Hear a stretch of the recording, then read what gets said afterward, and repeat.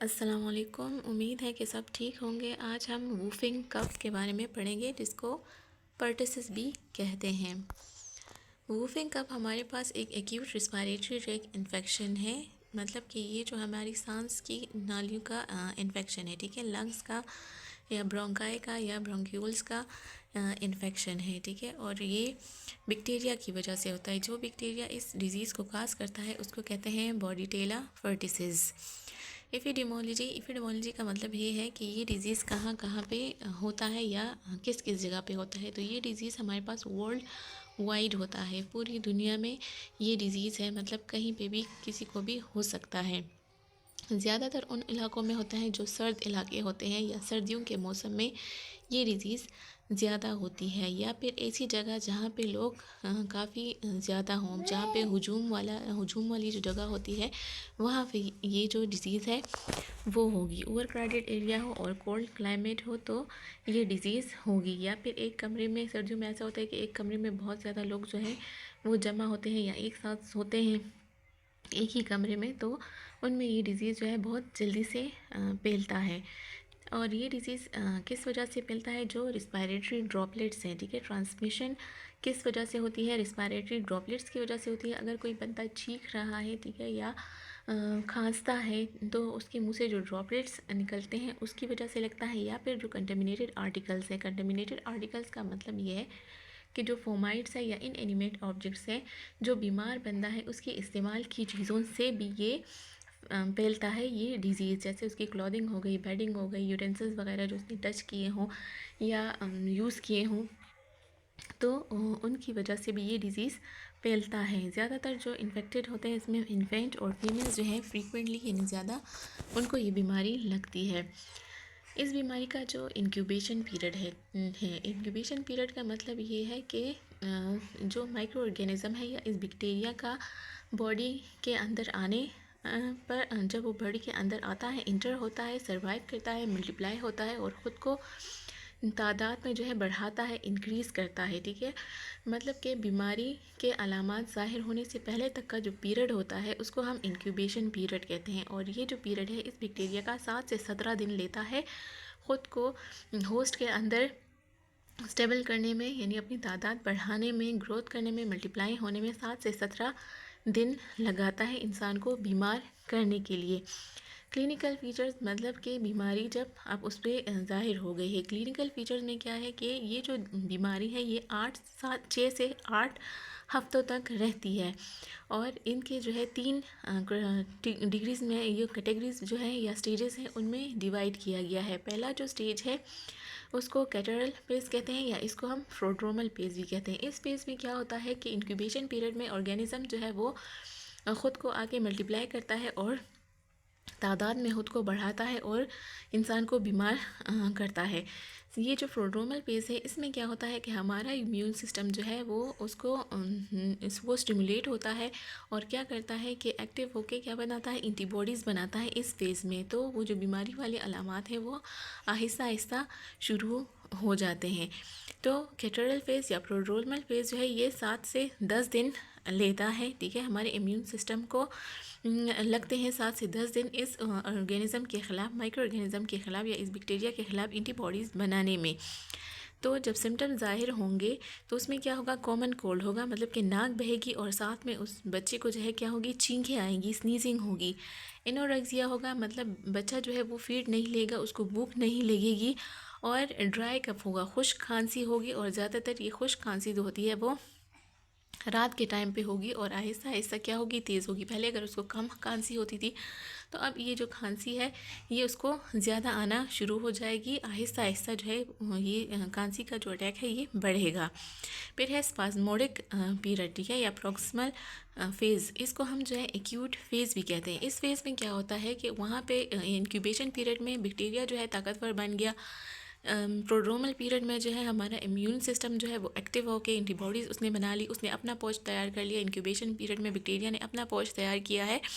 तो जो acute period है या स्पाज्मोडिक पीरियड है तो इसमें क्या होगा कि बैक्टीरिया और हमारा जो इम्यून सिस्टम है आपस में क्या होगा, अटैक करेगा, एक दूसरे पे लड़ना शुरू करेगा। तो इस वाले फेज़ में क्या होगा, जो सिम्टम्स होंगे वो काफ़ी शिद्दत से बाहर निकलेंगे या ज़ाहिर होंगे उस बेबी पर।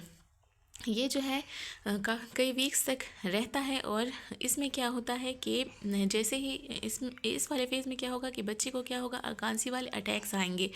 और ये जो अटैक्स होंगे ना, ये शॉर्ट पीरियड के लिए होंगे और बच्चे को ऐसी खांसी आएगी, इतना वो खांसेगा कि उस खांसी के दौरान उसका क्या होगा, सांस बंद होगा, ठीक है, बंद होना शुरू हो जाएगा। और उसके बाद क्या होगा, सांस बंद होना शुरू होगा और उसको जो बलगम आएगा, ठीक है, वो बलगम भी निकालेगा। जो बलगम होगा वो खुश्क और रेशेदार सफ़ेद कलर का वो बलगम निकालेगा, क्योंकि उसका सांस बंद होता है खांसी के दौरान। जो उसका फेस होगा या तो वो सुर्ख होगा या ब्लू या पर्पलिश होगा, ठीक है, या तो रेड फेस होगा या फिर वो साइनोज हो जाएगा। साथ में वो इतनी ज़ोर से खांसता है, सांस उसकी बंद होती है तो आंखें जो होती हैं उन पर प्रेशर आता है और आंखें ऐसे बाहर की तरफ निकलेंगी, ठीक है। अच्छा, जैसे ही अटैक ख़त्म होगा तो क्या होगा कि बच्चा जो है वो एक गहरी सांस लेगा। जैसे ही वो एक गहरी सांस लेता है तो उससे क्या होगा, एक वूफ सी आवाज़ आएगी और बच्चा क्या करेगा, रोना शुरू करेगा। और उसको क्या होगा, वो जो गहरी सांस लेगा ना तो उससे उसको क्या होगी, वॉमिटिंग आना शुरू हो जाएगी। तो बच्चा जो है वो वॉमिट करेगा जब अटैक उसको ख़त्म होगा। और उसकी वॉमिटिंग के बाद बच्चा क्या होता है, बेहाल सा बेदम सा जो है वो लेट जाता है। अच्छा, ये जो अटैक होता है ये उसको कुछ मिनट्स के बाद दोबारा से ये वाला जो खांसी वाला अटैक है ये दोबारा भी हो सकता है। और या फिर जो है इनफ्रीक्वेंट का मतलब ये है कि दिन में उसको 2 अटैक भी आ सकते हैं, एक सुबह को एक शाम को, या फिर जो है कुछ मिनटों के बाद भी उसको ये खांसी वाला अटैक आ सकता है। ज़्यादा खांसी की वजह से, इनकी बार बार उसको खांसी होती है, खांसी वाला अटैक उसको आता है और खांसी के ख़त्म होने के बाद उसको वॉमिटिंग होती है। तो इससे क्या होता है, और साथ में जो है बच्चे को पहले से ही भूख नहीं लग रही, वो सही से फीड भी नहीं ले रहा और वॉमिटिंग कर रहा है, तो इससे क्या होता है, बच्चा वीक हो जाएगा। वेट जो है वो बहुत जल्दी से, बहुत तेज़ी के साथ वेट लूज़ करेगा, ठीक है। अच्छा, इन बिटवीन द अटैक्स क्या होगा कि जैसे एक अटैक उसको सुबह आता है, एक रात को आता है तो उसमें क्या होगा कि बीच वाला जो स्पेस है, ठीक है, दिन का, उसमें उसको कोई भी ऐसे सिम्टम्स जो रिस्पायरेटरी इन्फेक्शन के जो सिम्टम्स है, कोई खांसी वाले या वोमिटिंग वाले, उसको ऐसे कोई सिम्टम्स नहीं होंगे अनलेस के साथ में कोई और बैक्टीरिया भी उस पर क्या करे, अटैक ना करे। अगर कोई और बैक्टीरिया भी आके उस पर अटैक करता है तो तब क्या होगा कि वो जो फ्रीक्वेंसी होगी, ठीक है, अटैक्स की, वो क्या होगी, बढ़ेगी और बच्चे को जो है बार बार खांसी आएगी और उसको साइन एंड सिम्टम्स होंगे। लेकिन साइन एंड सिम्टम्स उसमें तब नहीं होंगे जब अकेले ही उस पर ये जो बैक्टीरिया है, सिर्फ एक ही बैक्टीरिया अटैक करे, तो उसको क्या होगा कि सिम्टम्स 2 अटैक्स के बीच में जो सिम्टम्स होंगे वो नहीं होंगे अनलेस के कोई सेकेंडरी इन्फेक्शन उसको ना हो, कोई और बैक्टीरिया उस पर अटैक ना करे। अच्छा, इम्यून सिस्टम का और जो माइक्रो ऑर्गेनिज्म है, जो बैक्टीरिया है, उन दोनों के आपस में लड़ाई हो गई, ठीक है, जंग जो है वो ख़त्म हो जाता है। कन्वल्सेंट फेज़ में क्या होता है कि बंदा जो है या वो बच्चा जो है वो रिकवरी की तरफ क्या होता है, आना शुरू होता है। रिकवरी फेज़ में क्या होता है कि जो वूफिंग होगी और साथ में जो वॉमिटिंग है, मतलब जो खांसी वाले अटैक्स होते हैं, जो वॉमिटिंग होगी वो आहिस्ता आहिस्ता से कम होना और या ख़त्म होना शुरू हो जाएगा, ठीक है। और अटैक की जो इंटेंसिटी, जो अटैक की शिद्दत है, ठीक है, पहले खांसी के साथ उसका क्या होता था, सांस बंद हो जाता था, आंखें बाहर आ जाती थी, चेहरा जो है वो लाल हो जाता था। तो अब इसकी जो अटैक की जो इंटेंसिटी होती है, ये जो शिद्दत है, ये कम हो जाएगी और अटैक्स भी जो है उसको कम आना शुरू हो जाएंगे। पहले अगर फ्यू मिनट्स के बाद उसको अटैक आता था, तो अब जो है कुछ घंटों के बाद उसको अटैक आएगा। उसकी फ्रीक्वेंसी में भी या नंबर में जो है कमी आएगी अटैक्स की, और बच्चा जो है वो ग्रेजुअली क्या करेगा, इम्प्रूव करेगा, उसकी सेहत जो है वो अच्छी होना शुरू हो जाएगी। और ये तकरीबन 8 से 10 दिन का टाइम लेता है। इसके बाद है कम्प्लिकेशंस में क्या है, क्योंकि ये इनफैक्ट बैक्टीरिया जो है लंग्स को हमारे इन्फेक्ट करता है, तो अगर ये रिस्पायरेटरी ट्रैक में है, तो अगर रिस्पायरेटरी ट्रैक से ये ऊपर ब्रेन तक जाता है तो क्या होगा कि उस बच्चे को क्या होंगी, कन्वल्जन्स होंगी या फिट्स होंगे। उसको झटकों वाली बीमारी भी लग सकती है या हिमोपिल्जिया का मतलब है कि उसको पालिज भी हो सकता है। या फिर अगर लंग्स में है तो क्या होगा, उसको ब्रोंको नमोनिया हो सकता है, उसको मतलब कि नमोनिया हो सकता है, या आंखों की तरफ ये चला जाता है तो सब कंजक्टाइवल हेमोरेजिस है, ठीक है, गलती से बी हो गया एच की जगह। तो कंजक्टाइवा जो है ये हमारी आंखों का जो वाइट बॉल्स है, ठीक है, उसके ऊपर एक पर्दा होता है, एक वाइट सी लेयर, ट्रांसपेरेंट लेयर होती है, उस लेयर को हम क्या कहते हैं, कंजक्टाइवा कहते हैं। तो कंजक्टाइवा के नीचे जो वेन्स गई हुई हैं, ठीक है, तो वो क्या होंगी, वो पट जाएंगी। ज़्यादा खांसी की वजह से आंखें जो है वो बाहर आती हैं, आंखों पे ज़ोर पड़ता है, उस प्रेशर की वजह से क्या होंगी कि आंखों के जो कंजक्टाइवा के नीचे जो रगें हैं वो फट जाएंगी। फेस पे, नेक पे और जो अपर रिंग है, जो अपर बॉडी है, ठीक है, उस पर क्या हो जाएंगे, पेटिकियाई हो जाएंगे। पेटिकियाई जो है वो ब्लड के जो है स्मॉल स्मॉल रेड डॉट्स होते हैं, उसको पेटिकियाई बोलते हैं। ये फेस पे होंगे, नेक पे और अपर रंग पे होंगे।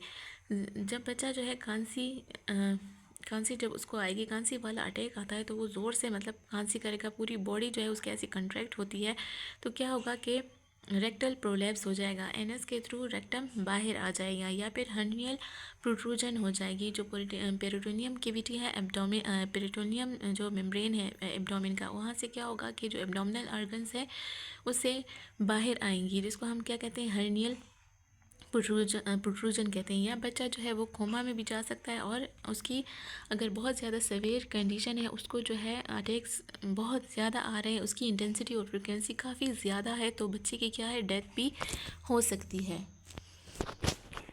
ट्रीटमेंट में हम क्या करते हैं, क्योंकि ये एक कम्युनिकेबल डिजीज़ है, तो हम कोशिश करते हैं कि मतलब बच्चा जो है वो, या जिस भी इंसान को वो हुआ है, ठीक है, तो उसको अलग रूम में जो है हम आइसोलेट कर लें।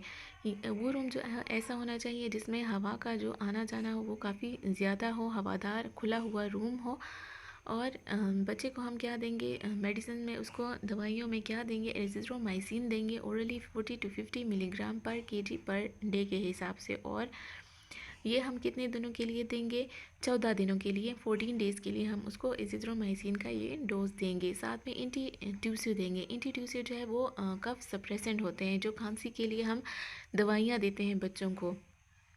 और सेडेटिव देते हैं। सेडेटिव जो है वो नशावर दवाइयाँ होती है, जिससे क्या होगा कि बच्चे को आराम मिलेगा, वो पुरसुकून जो है वो सोएगा, उसको ज़्यादा अटैक्स नहीं आएंगे इससे सोते हुए। तो इंटीट्यूशन में साल्ब्यूटामोल है, जो है ब्रोंको डायलेटर है। इससे क्या होता है कि जो ब्रोंकाई है वो क्या होंगे, डायलेट होंगे, खुलेंगे, वाइड होंगे, और सही है, मतलब कि सांस की जो नालियाँ हैं इससे क्या होंगी, खुल जाएंगी। मसल्स जो है ब्रोंक्यूल्स के, ब्रोंकाई के जो मसल्स हैं वो रिलैक्स हो जाएंगे, और सांस की जो नाली है वो खुल जाएगी साल्ब्यूटामोल से। फिर स्मॉल डोज में हम इसको पिनोबार्बिटोन देंगे या डेज़िपाम देंगे। ये जो है सेडेटिव्स हैं, ठीक है, जो हम बच्चों को देते हैं ताकि वो सो सके, आराम कर सके। अगर बच्चे को नमूनिया हुआ है तो उसको हम हॉस्पिटल में रेफ़र करेंगे ताकि उसको क्या करें, ऑक्सीजन पे डाल दें। फिर बच्चा जो है, क्योंकि उसको भूख नहीं लगती और वो फीड भी सही से नहीं ले सकता, क्योंकि उसको बार बार खांसी आती है, बार बार उसको अटैक्स होते हैं, तो मदर को चाहिए कि बच्चे को जो है वक्फे से जो है वो अपना दूध पिलाए। स्मॉल फ्रीक्वेंट फीड से उसको, मतलब वक्फे से थोड़ा थोड़ा दूध उसको पिलाती रहे, ताकि उसका जो वेट है वो कम ना हो, ठीक है, बच्चा जो है वो कमज़ोर ना पड़े। अगर बच्चे की हालत काफ़ी ज़्यादा ख़राब है तो हमने उसको हॉस्पिटल रेफ़र करना है। प्रिवेंशन में हमने क्या करना है कि उसको बताना है कि इम्यूनाइजेशन करवानी है, वैक्सीनेशन करवानी है। तो वैक्सीन जो पहले लगती थी वो DPT थी, डिप्थीरिया, पर्टिसिस और टेटनस के मिला के, इन 3 डिजीज़ का मिला के जो है बच्चे को वैक्सीनेशन दी जाती थी। और ये जो वैक्सीन होती है ये 45 डे पे बच्चे को लगती है। लेकिन आजकल जो है वो पेंटावेलेंट वैक्सीन लगती है। DPT के जो है वो 3 डोजेज़ होते हैं, 3 वैक्सीन्स लगते हैं, जबकि पेंटावेलेंट जो है ये इसके 5 वैक्सीन्स होते हैं जो बच्चों को लगते हैं, ठीक है। अगर इस टॉपिक में कोई क्वेश्चन हो या कोई बात समझ नहीं आ रही हो तो कमेंट में पूछ सकते हैं। बाकी अगर कोई और टॉपिक समझ नहीं आ रही और समझना चाह रहे हैं तो कमेंट में लिख सकते हैं। चैनल को लाइक करें और सब्सक्राइब करें। Thank you.